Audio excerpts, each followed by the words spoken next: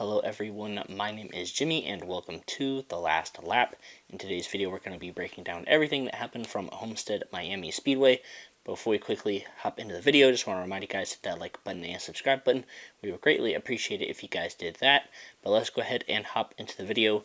Matthew, my friend and co-host, is joining me. And I did a little bit of research before we hopped into this video, and this is actually our 200th video of the podcast version. Our official 200th video came out a few weeks ago, but this is our 200th podcast where we're sitting like this, talking screen to screen for the most part. But it's crazy that we've done 200 of these now. Hopefully we keep it going for a long time, but feels good to hit that 200 mark, so thank you guys for your continued support. But Matthew, how are you doing before we go ahead and hop into this video? Well, I'm doing good. Of course, we had an amazing weekend at Homestead Miami Speedway. Did not disappoint in terms of playoff drama and a new face in the champ. Well, not a new face, but a returning face in the championship four. And yeah, let's get right into it. Alright, so I'm going to go over the race recap, as always, and then Matthew's going to go over the playoff grid.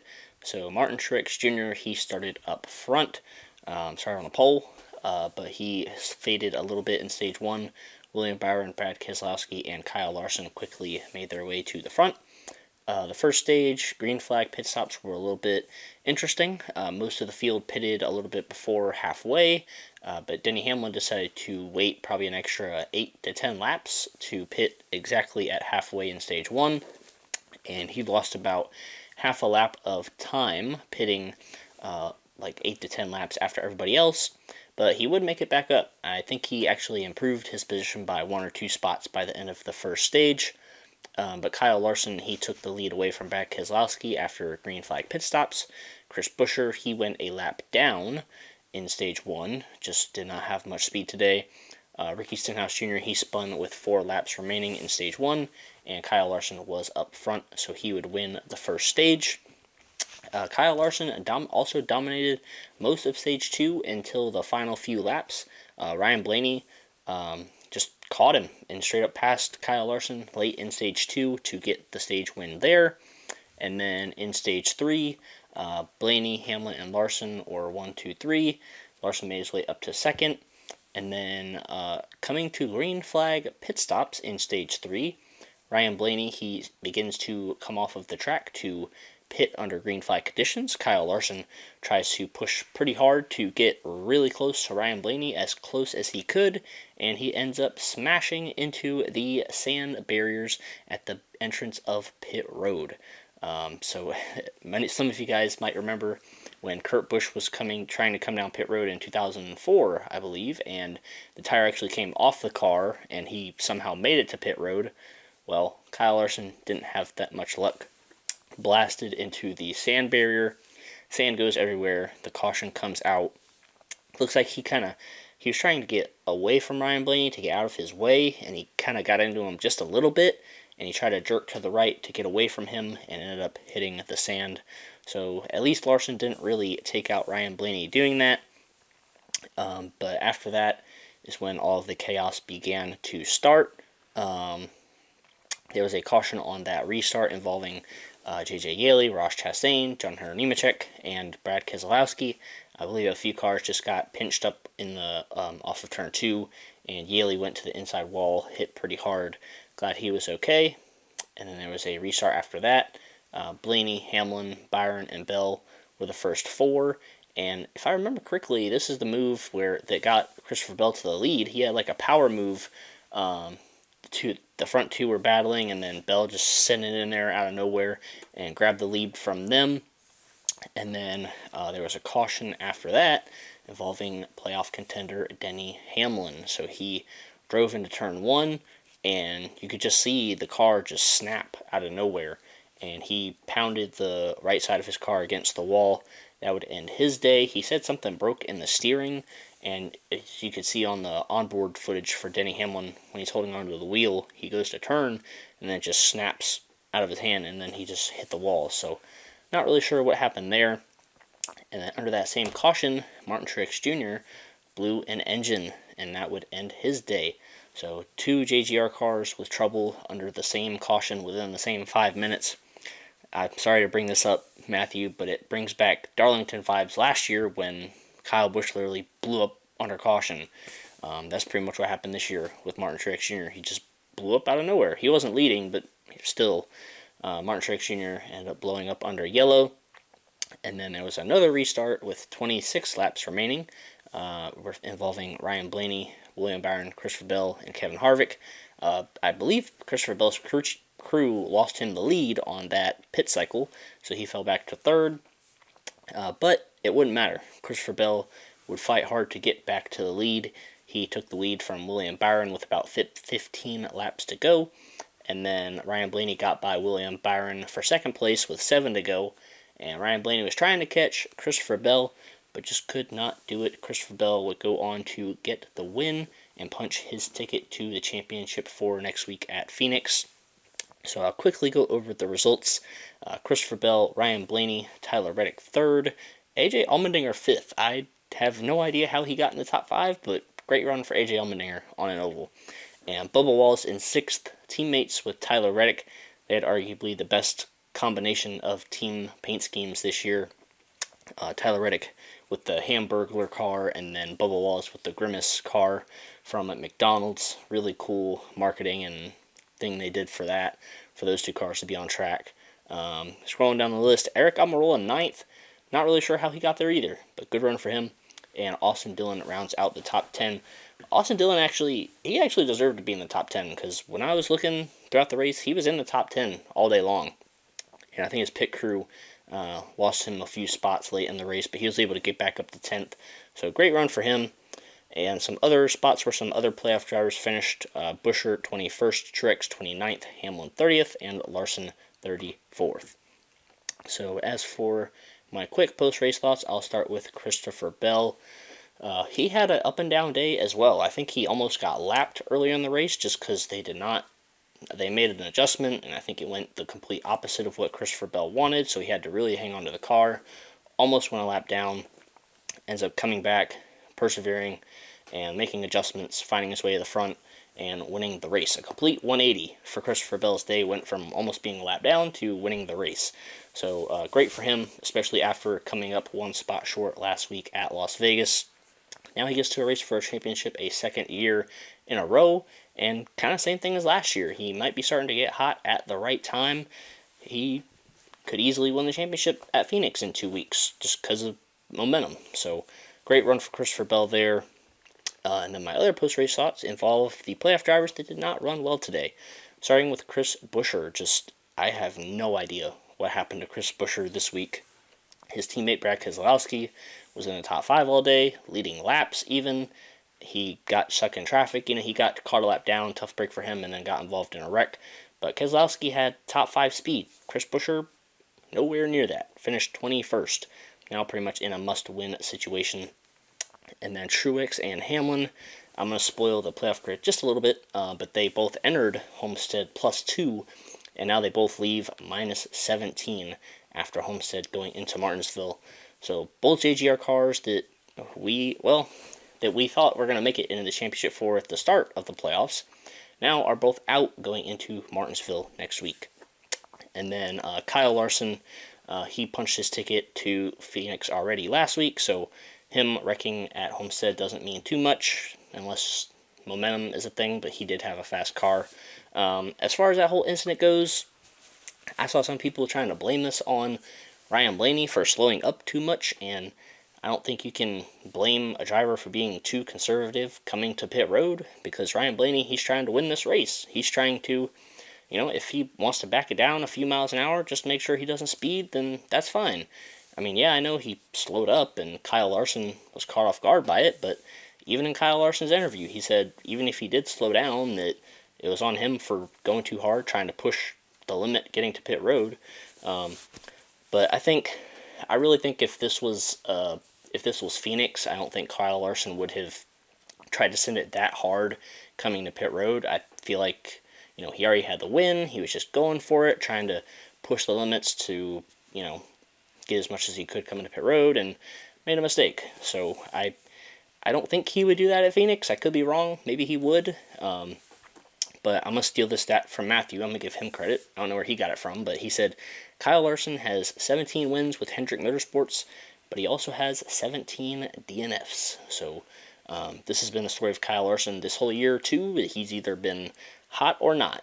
He's either wins or crashes, runs top three, or something happens to him. So very hit or miss with Kyle Larson, which is kind of why I think both of us agree that he isn't the favorite going into Phoenix.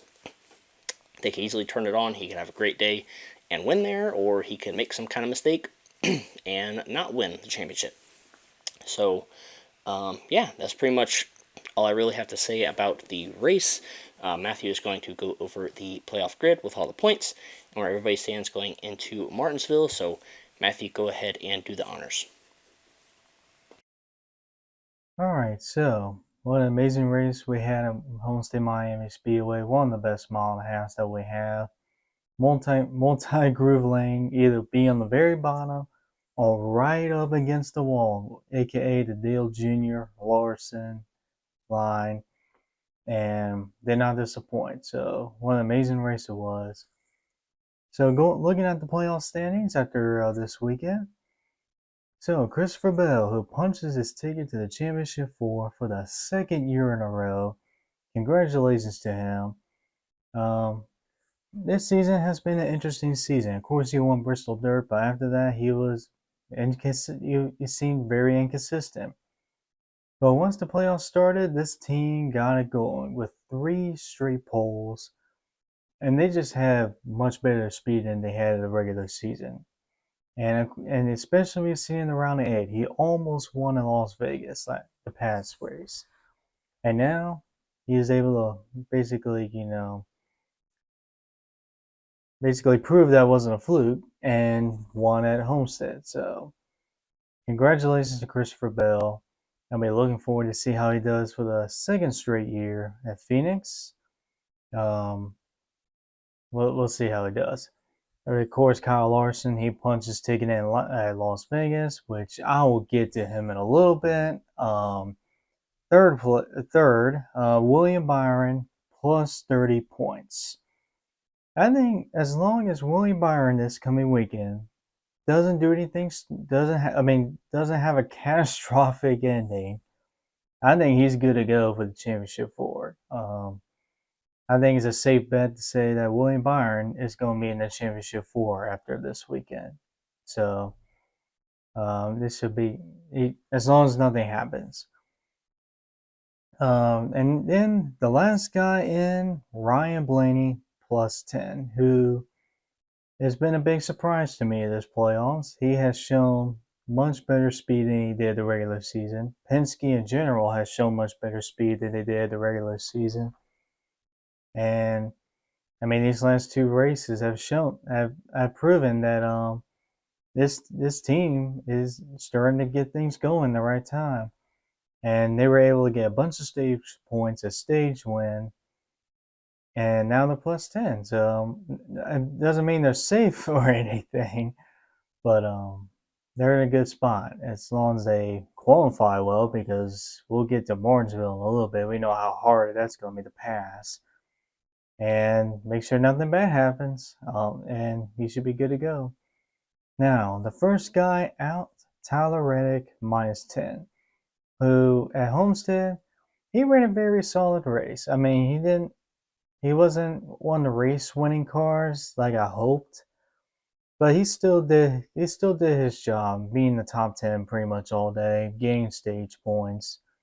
Finished the third at the end, but he's still minus 10, which he still has a shot, but like I said, it all depends on where he's going to qualify this weekend. We know how track position is going to be very important in Martinsville, so we'll see how Tyler Reddick does this weekend.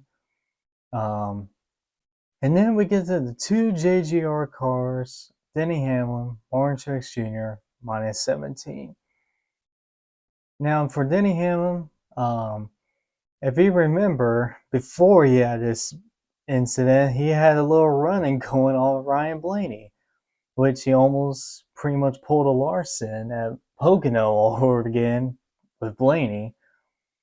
And I don't know if that contact led to this. I mean, I don't know if they're related or not, but it seemed kind of coincidental once he got by him that happened. So, what Blaney after the race, he called Hamlin a hack. Is that what he called a hack?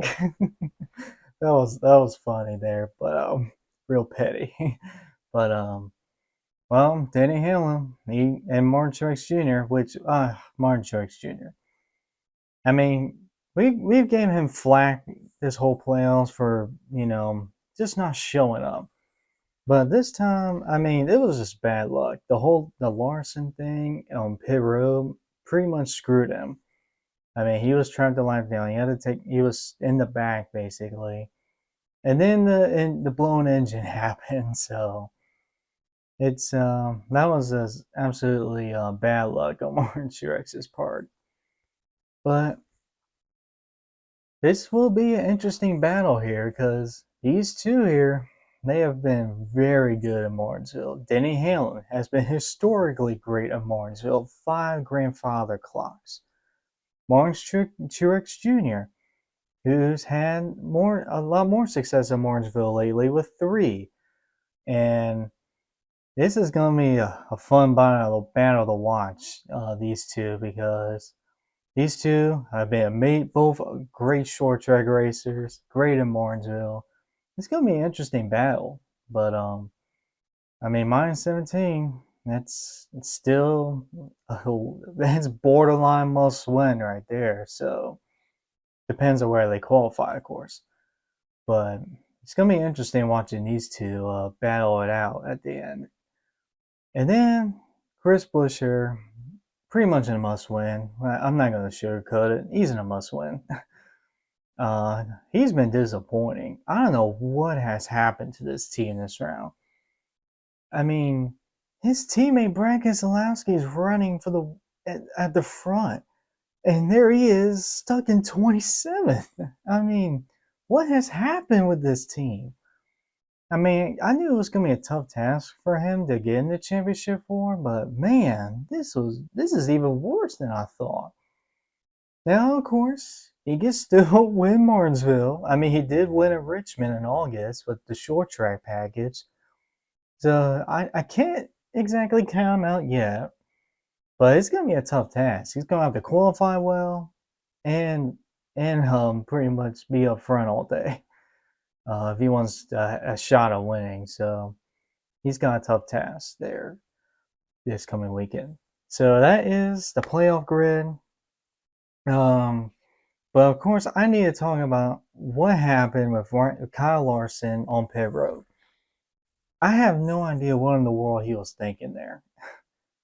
I have no idea what he was trying to accomplish. I mean, I like how he was like, oh, the 12 looks like he was slowing down. It looked like he was slowing down because you were going 100 miles per hour in the pit lane. This dude here thought he had IndyCar brakes. I guess he still has his reflexes from that IndyCar test he had a couple weeks ago, because that was even close. He was even close to slowing down. I mean, that was just baffling. And once again, this proves Kyle Larson's biggest flaw as a driver. He even with he has the best car in the field, he will find a way to somehow screw it up. I mean, we've seen it time and time where he has the best car, he has everything going for him, but he messes up himself. I mean, even before that, the second stage, he had a big lead. All he had to do was just run his own pace. But he pushed it too hard enough where he basically melt all the tires off, and Ryan Blaney basically catched up to him after leading by 5 seconds. I mean, he basically wore out all his tires, even though he had a big lead. And I mean, it wasn't even close. I mean, Blaney just flew by him with no problem. And of course, we saw at Kansas earlier this year, and he had a big lead, but basically used up all his tires again. And that's how Hamlin catched up to him on the last lap and wrecked himself. I mean, you cannot have this this kind of attitude when you go into Phoenix. You can't just go 100% the whole race. You gotta manage your tires. You gotta manage your equipment. And I think that's just what Larson doesn't get. Is that he just doesn't know how to, take it easy. You take care of the equipment and the tires. And let's just say Phoenix, after the last pit stop is a long green flag run. And he has a 5 second lead over Christopher Bell, for example. And he's going 100%. And when he gets to like 15 to go, next you know, Larson used up all his tires and he's pretty much screwed. That's not going to win you a championship. So even though he had nothing to lose by doing this, he's already locked in the championship four. It's still, he's got to learn how to just take care of his own stuff. So yeah, that's all I have to say about that. But what an amazing race it was, and I cannot wait to see how the playoffs end at Martinsville, and who's gonna make it in the championship for. All right, so we're gonna quickly rate the race, and then I'm gonna give the other two drivers I think are gonna make it after Martinsville. So I think I have to give this race a solid 8.5 out of 10. Homestead is always a really fun track, and the fact that mile and a halfs have been really good with the next gen car, I'd argue this is one of, if not the best mile and a halfs on the schedule right now. I love watching the drivers rip the wall. It's so fun, and then you can pull off some slide jobs as well as send it down in the corner, wash up, and just slide up in front of them. So I'm gonna give it an 8.5 out of 10. And then as for the other two drivers that I think will make it to Phoenix, man, this is tough, like you said, just because Truex and Hamlin have been so good at Martinsville before. But I think the third and fourth place cars that are there right now, I think they're going to be the other two that get in. I think William Byron and Ryan Blaney are going to make it to Phoenix. Don't think Truex or Hamlin are going to get there just because of how bad the Toyotas have been on short tracks, specifically Martinsville, in this next gen car. They could prove me wrong and unload with a bunch of speed and go out there and win the race, but the history has not proven with the next gen car at Martinsville. So I think William Byron and Ryan Blaney, they're going to stay right there. Those are going to be my other two to stay there and make it to the championship four. Matthew, what are you going to quickly rate the race, and then who do you think is going to make it to Phoenix? I'm gonna give it an 8 out of 10. What an amazing race it was. Multiple lanes, of course, and never disappoints. As for the final two, of course, there's gonna be William Byron. I mean, he's plus 30. As long as nothing catastrophic happens, like the beginning of the race, he's gonna be good to go. As for the fourth driver, I'm gonna, since you did something different, I gotta roll the dice here. I'm gonna still stick with my original pick. I'm still gonna say Tyler Reddick is gonna take that last spot. I mean, he's only minus 10, which that's still doable. And I think with Denny Hamlin, who's been amazing in Martinsville over the years, I'm sure he's able to, maybe not this weekend, but in the past, have shared some information with Reddick on how to get through Martinsville, since Hamlin knows how to, obviously. So I think I'm got Tyler Reddick in the last spot. All right. Well, each of us had basically a 50-50 shot because I had Hamlin and Busher in the final four. I didn't choose either of them for this race. And Busher has absolutely sold this round. And you had Hamlin and Reddick. So, we still got a chance to get one of the other final four right. But yeah, that's pretty much going to wrap it up for this video. We hope you guys enjoyed it.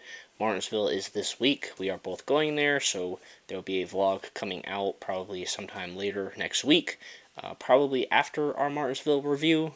One of those two videos will be first, the review or the vlog, but either way, you'll see it on the channel. Hey, people in the comments, predict how many Martinsville hot dogs we're gonna be eating this weekend. Man, that's tough. We would have to find a good betting line to put it at, like 10 and a half, 11 And and a how many half. beers too. But yeah, it's gonna be a fun weekend. We'll show you guys all of the fun stuff that happens while we're there. Maybe we'll see some famous people while we're there. I don't know. you'll have to wait and see. But anyways, I hope you guys enjoyed this video. Thank you guys for the support for 200 of these videos, but we will see you guys in the next one.